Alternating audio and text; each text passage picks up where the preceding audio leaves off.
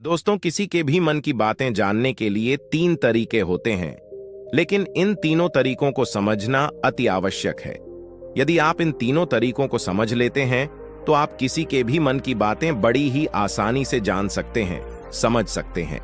तो चलिए इसे एक बुद्ध कहानी के माध्यम से समझते हैं कि किस तरह से आप दूसरों की मन की बातें जान सकते हैं, समझ सकते हैं। बहुत समय पहले की बात है। एक छोटा सा गांव था। उस गांव में दो भाई रहा करते थे।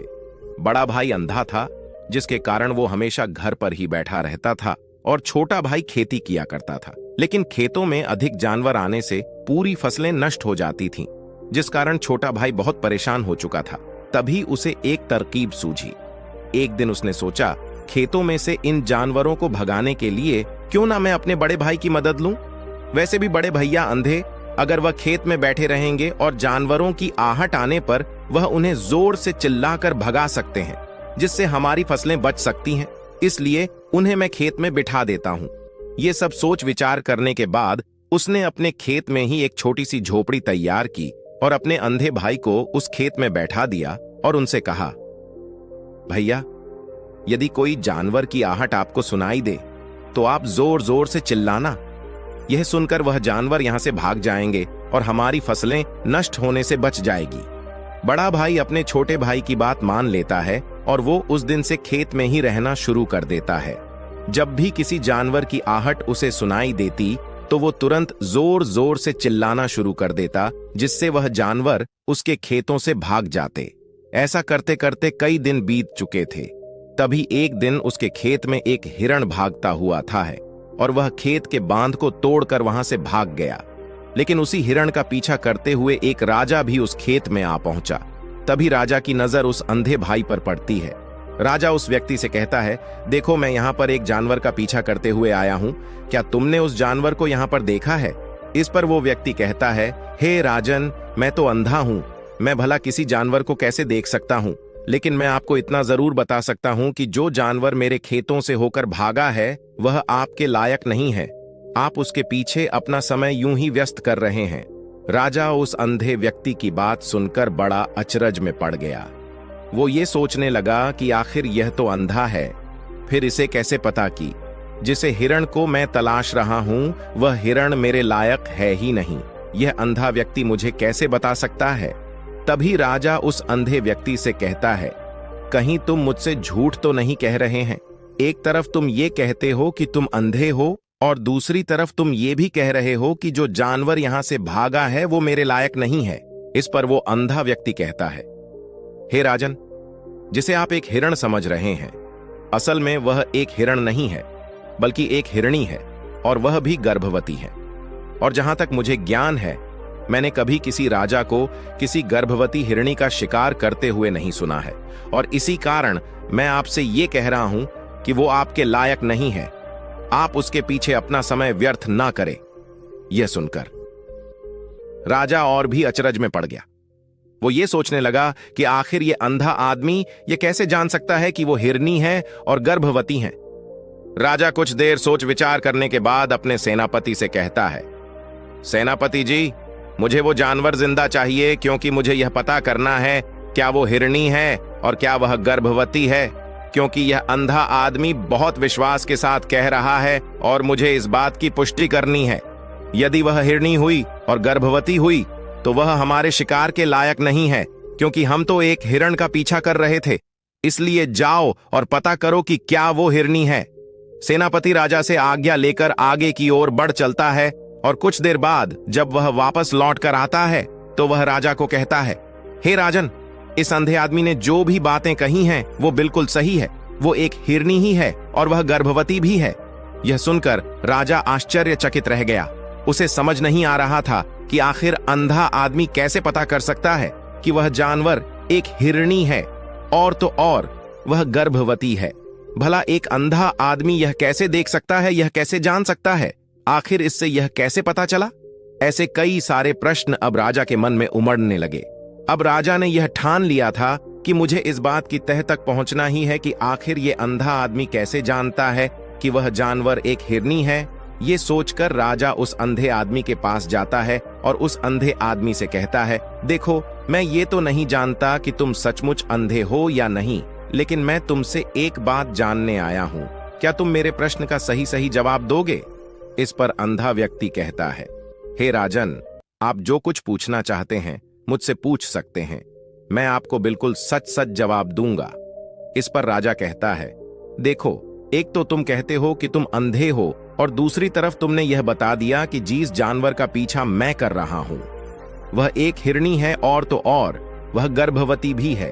आखिर तुम्हें यह कैसे पता चला? तुम्हारे खेत में और भी तो जानवर आते होंगे और भी तो जानवर यहां से गुजरते होंगे, फिर तुमने यह कैसे अंदाजा लगाया?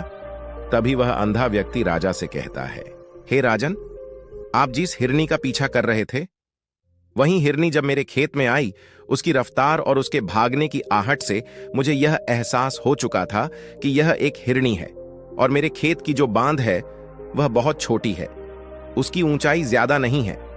यदि कोई हिरण होता तो उस बांध को बड़ी आसानी से लांघ जाता, लेकिन वह हिरणी इस बांध को तोड़कर भागी है और यदि वह इस बांध को छलांग लगाकर पार करने का प्रयास करती तो इससे उसके बच्चे को खतरा होता और इसी बात से मैंने ये पता लगा लिया कि वह गर्भवती है। इस कारण वह ज्यादा ऊंची छलांग लगाकर मेरे खेत की बांध को तोड़ते हुए भाग गए। इस पर राजा के मन में एक और प्रश्न उठा। राजा ने कहा, किंतु तुम्हें कैसे पता चला कि वह एक हिरनी ही है? और भी तो कोई जानवर यहां पर आ सकते हैं। इस पर वह अंधा व्यक्ति कहता है, हे राजन, मैं पूरा दिन सुबह शाम यहीं पर बैठा रहता हूं और मेरी सुनने की शक्ति बहुत तेज है। मैं ये बाप जाता हूं कि कौन सा जानवर मेरे खेत में आया है और उसी के आधार पर मैं जोर जोर से चिल्लाता हूं ताकि वो मेरे खेत से भाग जाए और मेरे खेत की फसलों को नष्ट ना कर पाए। राजा उस अंधे आदमी का यह जवाब सुनकर पूरी तरह से संतुष्ट हो चुका था। वह मन ही मन यह सोच रहा था कि आदमी भले ही अंधा हो, लेकिन यह तो बड़ा ज्ञानी मालूम पड़ता है। इस आदमी से कुछ ना कुछ तो काम निकलवाना ही चाहिए। यह विचार लिए हुए राजा वहां से वापस अपने महल की ओर लौट जाता है। राजमहल पहुंचते ही राजा उस अंधे व्यक्ति से कहता है, आप तो बड़े ज्ञानी व्यक्ति हैं, आपको किसी भी बात का पता बड़ी आसानी से चल जाता है। आज मैंने आपको यहां पर इसलिए बुलाया है क्योंकि मैं आपसे यह जानना चाहता हूं कि मेरी पत्नी पतिव्रता है या नहीं। इस पर वो अंधा व्यक्ति कहता है, हे राजन, ये कैसा प्रश्न हुआ? इस पर राजा कहता है, मैंने आपसे बिल्कुल उचित प्रश्न किया है, मुझे इस प्रश्न का उत्तर दीजिए। इस पर वो अंधा व्यक्ति कहता है, हे राजन, ये सारी बातें जाने दीजिए। आपकी शादी को इतने साल बीत चुके हैं और अब आप ये बात क्यों जानना चाहते हैं? आपके मन में ऐसे प्रश्न क्यों उठ रहे हैं? इस पर राजा जिद करते हुए कहता है, देखिए, आपको मुझे इस प्रश्न का उत्तर तो देना ही होगा। यदि आप मुझे इस प्रश्न का उत्तर नहीं देंगे तो मैं आपको मृत्यु दंड दे दूंगा। राजा के मुख से यह बात सुनकर वह अंधा व्यक्ति कहता है, हे राजन, यदि आप इस प्रश्न का उत्तर चाहते हैं तो उसके लिए आपको मेरा एक काम करना होगा। राजा कहता है, बोलो, मुझे क्या काम करना होगा? इस पर व्यक्ति कहता है, इसके लिए आपकी पत्नी को मेरे साथ कमरे में अकेले छोड़ना होगा। उस अंधे व्यक्ति की यह बात सुनकर राजा पहले तो क्रोधित हो जाता है, लेकिन फिर कुछ सोच विचार करने के बाद वह उस व्यक्ति की बात मान लेता है और अपने सेनापति को आदेश देता है, सेनापति जी, इस व्यक्ति को और मेरी पत्नी को एक कमरे में कुछ देर के लिए अकेला छोड़ दें। सेनापति बिल्कुल वैसा ही करता है। अब राजा की पत्नी और अंधा आदमी एक कमरे में बंद हो चुके होते हैं। तभी वो अंधा आदमी राजा की पत्नी से कहता है, मुझे आपको छूना है। इस बात पर रानी अत्यधिक क्रोधित हो जाती है और उस अंधे आदमी को वो पकड़ पकड़ कर पीटने लगती है, कभी हाथों से तो कभी लातों से तो कभी पटक पटक कर। इस तरह से उन्होंने उस अंधे आदमी की खूब पिटाई की। उसके बाद किसी तरह से वह अंधा आदमी अपनी जान बचाकर वहां से भाग निकलता है और वह राजा के पास पहुंचता है और वह राजा से कहता है, हे राजन, आपकी पत्नी पतिव्रता नहीं है। यह बात सुनकर राजा अत्यधिक क्रोधित हो उठता है और राजा अपनी तलवार निकालकर सीधा अपनी पत्नी की ओर जाता है और क्रोधित होकर वह अपनी रानी से कहता है, रानी जी, आज मैं जो भी सवाल आपसे करने वाला हो उसका मुझे सच सच जवाब दीजिएगा, और यदि आपने एक शब्द भी झूठ कहा तो मैं आपका अभी के अभी सर धड़ से अलग कर दूंगा, तभी आगे बढ़ें। राजा कहता है, मुझे बताइए, क्या आप पतिव्रता हैं या नहीं? इस पर रानी कहती हैं, हे राजन, आप भले ही मुझे जान से मरवा दीजिए, लेकिन मैं पतिव्रता नहीं हूं। राजा यह बात सुनकर बहुत खुश हुआ, क्योंकि उस अंधे आदमी ने जो भी कहा था वह बिल्कुल सच था। यह बात सुनकर तुरंत ही राजा उस आदमी के पास पहुंचता है और आकर उस अंधे आदमी से कहता है, तुम्हें कैसे पता चला कि मेरी पत्नी पतिव्रता नहीं है? इस पर वह अंधा आदमी कहता है, हे राजन, बड़ी सीधी सी बात है। मैंने तो आपकी पत्नी से बस इतना ही कहा था कि मुझे आपको छूना है, और इस बात पर वह इतना क्रोधित हो उठी कि उन्होंने गुस्से में आकर मुझे लात घूंसों से पीटना शुरू कर दिया। और भला कोई औरत किसी और मर्द को कैसे छू सकती है? लेकिन उन्होंने ना आप देखा न ताओ, बस लात घूंसे मुझ पर बरसाने शुरू कर दिए। वह भी तो एक छूना ही हुआ, और एक पतिव्रता नारी कभी भी पराये मर्द को नहीं छूती। जब मैंने उसे छूने के लिए कहा था तो वह उस वक्त मुझे मना कर सकती थी, लेकिन उन्होंने तो मुझे पीटना शुरू कर दिया, और देखते ही देखते उन्होंने मेरे पूरे शरीर को छू लिया। अब आप ही बताइए, ऐसी स्त्री भला पतिव्रता कैसे हो सकती है? इस पर राजा कहता है, तुम तो बड़े ज्ञानी मालूम पड़ते हो। अच्छा ठीक है, चलो तुम मेरे एक प्रश्न का और जवाब दो। यदि तुमने मुझे इस प्रश्न का सही सही जवाब दे दिया तो मैं तुम्हें यहां से जाने दूंगा। आगे राजा उस अंधे आदमी से कहता है कि तुम मुझे यह बताओ, क्या मैं सच में अपने पिताजी का ही बेटा हूं या फिर किसी और का? इस पर वह अंधा भी कहता है, हे राजन, इस बात से आपका क्या लेना देना?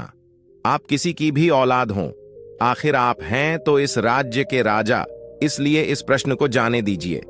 लेकिन राजा कहता है, नहीं नहीं, मुझे इस प्रश्न का सही सही जवाब चाहिए, अन्यथा यह प्रश्न मुझे हमेशा परेशान करता रहेगा। इसलिए मैं इसका सही सही जवाब जानना चाहता। यदि तुम इसका सही सही जवाब दे देते हो तो तुम यहां से जा सकते हो, मैं तुम्हें नहीं रोकूंगा। इस पर वह अंधा आदमी कहता है, हे राजन, इसके लिए तो मुझे आपके मां के पास भी जाने की कोई आवश्यकता नहीं है। मैं आपको अभी अभी यह बता सकता हूं कि आप किसकी औलाद हैं, लेकिन उससे पहले मैं चाहता हूं कि आप मुझसे एक वादा करें कि आप मुझ पर क्रोध नहीं करेंगे। राजन ने कहा, मैं तुमसे वादा करता हूं, मैं तुम पर क्रोध नहीं करूंगा। इसके बाद वह अंधा आदमी राजा से कहता है, हे राजन, आप हैं तो अपने ही पिता के पुत्र, लेकिन आप पर एक कंजूस सेठ की छाया पड़ी हुई है। यह सुन राजा बहुत क्रोधित हो उठा और वह तुरंत तलवार निकालकर अपनी मां के पास जा पहुंचा। वह वहां पर पहुंचने के बाद अपनी मां से कहता है, मां, मुझे सच सच बताइए, क्या मैं अपने ही पिता का पुत्र हूं या नहीं? यदि आपने मुझे सही सही नहीं बताया तो वह यहीं पर अपने प्राण त्याग दूंगा। मुझे बताओ, क्या सच है? इस पर उस राजा की मां कहती, बेटा, तू है तो अपने ही पिता का पुत्र, लेकिन तुम्हारे ऊपर एक कंजूस सेठ की छाया पड़ी हुई है। जब मैं एक बार नहाने के बाद अपना मुंह आईने में देख रही थी, तभी उस कांच के पीछे मुझे एक कंजूस सेठ नजर आता है और उसी की छाया तुम पर पड़ चुकी है। यह सुन राजा बहुत खुश हो जाता है और वह तुरंत दौड़ा दौड़ा वापस उस अंधे आदमी के पास पहुंचता है और उस अंधे आदमी से कहता है, तुम्हें यह कैसे पता चला कि मुझ पर एक कंजूस सेठ की छाया पड़ी हुई है? इस पर वह आदमी कहता है, हे राजन, आपने मुझसे कई सारे सवाल पूछे जिनका जवाब मैंने आपको सही सही दिया है। यदि कोई और राजा होता तो मुझे इसके बदले में ढेरों सारे इनाम मिल चुके होते, लेकिन अब तक आपने एक फुटी कौड़ी तक नहीं दी है। इस बात से ही मैंने अंदाजा लगा लिया था कि आप बहुत कंजूस हो। यह बात सुनकर राजा जोर जोर से हंसने लगा और कहता है कि आप जो भी मांगेंगे वह मैं आपको अवश्य दूंगा, लेकिन मुझे यह बताओ कि तुम्हें कैसे पता चल जाता है कि कौन सी बात सही है और कौन सी गलत? तुम किसी भी बात का इतना सटीक और सही जवाब कैसे दे पाते हो? इस पर वह अंधा आदमी कहता है, हे राजन, मैं तो वैसे ही अंधा हूं। यदि मेरी आंखें होती तो मैं किसी की भी मन की बातें बड़ी सरलता से जान लेता। मन की एक भाषा होती है और यह भाषा मनुष्य के शरीर के व्यवहार के रूप में देखी जा सकती है। उसकी आंखों से, उसके होठों से, उसके काम करने के तरीके से, उसकी क्रियाओं से पता किया जा सकता है कि उसके मन में क्या चल रहा है। उसके आधार पर हम किसी के भी मन की बातें जान सकते हैं। लेकिन मैं तो अंधा हूं, मैं देख नहीं सकता, इसलिए मैं क्रियाओं से देखता हूं। यदि मुझे कोई बात जाननी हो तो अगले आदमी को कुछ काम देना पड़ता है, जिस पर वह व्यक्ति किस प्रकार काम करता है, किस तरीके से इस काम को करता है, उसके आधार पर ही मैं यह पता कर पाता हूं कि उसके मन में क्या चल रहा है। तभी वह राजा कहता है, तो क्या इसका अर्थ यह हुआ कि मैं भी किसी के मन की बातें जान सकता हूं? इस पर वह अंधा आदमी कहता है, हे राजन, अवश्य आप भी किसी भी व्यक्ति के मन की बात जान सकते हैं, किंतु उससे पहले आपको अपने ऊपर काम करना होगा, और वह काम है अपने मन को शांत कर अपने मन को वर्तमान में लाना, जिसके लिए मैं आज आपको 3 तरीके बताने वाला, और ये तीनों ही तरीके बड़े ही आसान और सरल हैं। किंतु हे राजन, उससे पहले आपको एक काम करना होगा, अपने मन को एकाग्र करना हो। जब हम अपने मन को एकाग्र करते हैं, अपने मन को वर्तमान में लाते हैं, तो हम दूसरे के मन की बात जान सकते हैं, क्योंकि वह आदमी अभी भी अपने मन में वर्तमान में ही सोच रहा है, और हमें भी मन को वर्तमान में ही लाना होगा, तभी हम उसके मन की बातें जान सकते हैं। यदि हम अतीत में हुई घटनाओं के बारे में सोच रहे हैं, तो वह जो अगला आदमी वर्तमान में सोच रहा है, वर्तमान में अपने मन में बात कर रहा है, वह हम कैसे जान पाएंगे? क्योंकि हम तो अतीत की घटनाओं में डूबे हुए हैं। इसलिए किसी के भी मन की बात जानने के लिए सबसे पहले हमें हमारे मन को एकाग्र करना होगा, उसे वर्तमान में लाना होगा। आगे वह व्यक्ति राजा से कहता है, हे राजन, जो 3 तरीके मैं आपको बताने वाला हूं, इन 3 तरीकों से बड़ी आसानी से किसी के भी मन की बातें जान सकते हैं। उसके बाद वह अंधा आदमी राजा से कहता है, हे राजन, जो सबसे पहला तरीका है वह है आंखों पर ध्यान देना। किसी व्यक्ति से बात करते वक्त उसकी आंखों में देखना, उसकी आंखों पर ध्यान देना जो सबसे ज्यादा जरूरी है, क्योंकि आंखें बोलती नहीं पर बहुत कुछ कह जाती है। यदि हम किसी व्यक्ति की आंखों के इशारों को समझना सीख जाए, हम यह जान पाएंगे कि व्यक्ति के दिमाग में क्या चल रहा है, वो क्या सोच रहा, और अभी वह क्या करने वाला।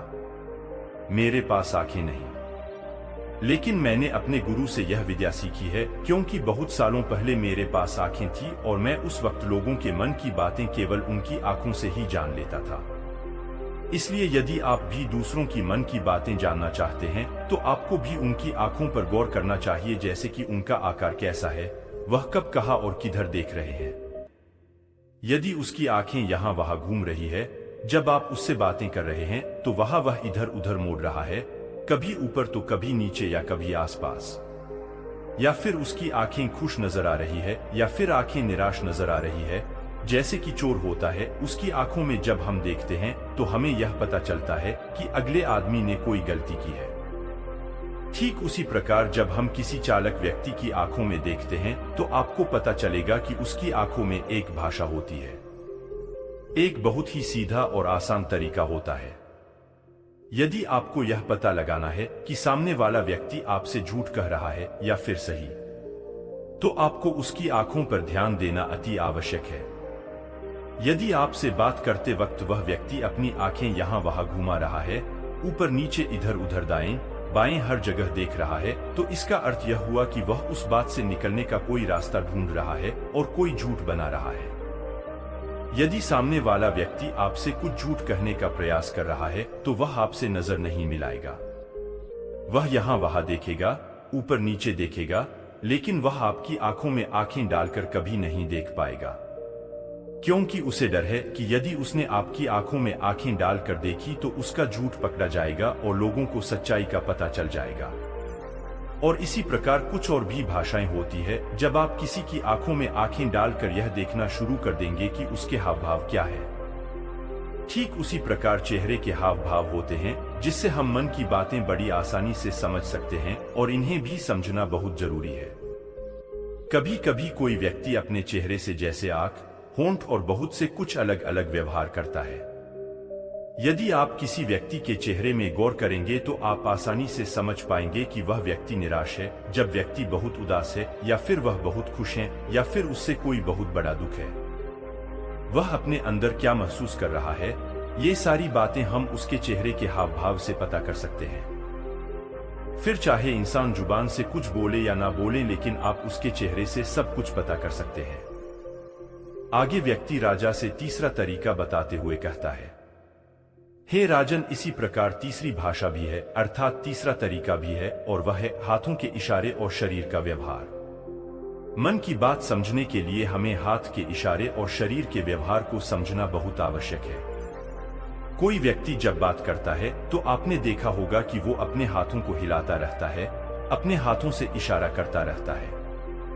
बातों के साथ साथ अपना शरीर का जो व्यवहार है अर्थात बॉडी लैंग्वेज, उसका भी पूरा उपयोग करता है, जिससे हमें यह पता चल पाता है कि वह व्यक्ति हमारी बातों पर कितना ध्यान दे रहा है और उसके मन में क्या चल रहा है। शरीर के व्यवहार को देखने के लिए उसके हाथ मटकाने, शरीर मटकाने और चेहरे पर बार बार हाथ लाल हाथों का एक दूसरे से मसलना, ऐसी बहुत सी क्रियाएं होती है, उस पर हमें ध्यान देना अति आवश्यक। मन की बात को समझने के लिए हमें शरीर के व्यवहार को भी समझना पड़ता है। यदि हम इन 3 तरीकों को सही तरीके से ध्यान देकर इन 3 तरीकों को अच्छे से समझ लेते हैं तो हम बहुत जल्दी किसी भी व्यक्ति के मन की बातें बड़ी सरलता और सहजता से जान सकते हैं। इसलिए यदि आपको किसी के मन की बातें जानी है तो आपको उसकी आंखों पर, उसके चेहरे पर, उसके शरीर के हाव भाव को और उसके हाथों को ध्यानपूर्वक देखना और समझना होगा, जिससे आप यह समझ पाएंगे ये आखिरकार उसके मन में क्या चल रहा है और वह क्या सोच रहा है। लेकिन उनसे पहले आपको अपने मन को एकाग्र करना होगा, शांत करना होगा और अपने मन को वर्तमान में लाना होगा। तभी आप उस व्यक्ति की इन सभी क्रियाओं पर ध्यान दे पाएंगे, उन्हें समझ पाएंगे। अन्यथा आप यदि अतीत की घटनाओं में व्यस्त हैं, भविष्य की योजनाओं में व्यस्त हैं, तो आप उस व्यक्ति के हाव भाव पर कभी ध्यान ही नहीं पाएंगे और ना ही आप कभी यह समझ पाएंगे कि आखिर उस व्यक्ति के मन में क्या चल रहा है, वह क्या सोच रहा है। आपने देखा होगा कि ऐसे कई बड़े संत महात्मा हैं जो बड़ी ही शांति से आपको देखते हैं और आपको देखकर ही यह बता देते हैं कि आपके मन में क्या चल रहा है, आप उनसे क्या जानने आए हैं। और इसका सबसे बड़ा प्रमुख कारण यही है कि वह आपको पढ़ सकते हैं, आपको समझ सकते हैं, आपकी मन की बातें जान सकते हैं, क्योंकि उनका मन एकाग्र है, शांत है और यही कारण है कि वह आपके मन की बातें बड़ी सरलता से समझ जाते हैं। तो दोस्तों, उम्मीद करता हूं आपको इस कहानी से एक अच्छी सीख मिली हो।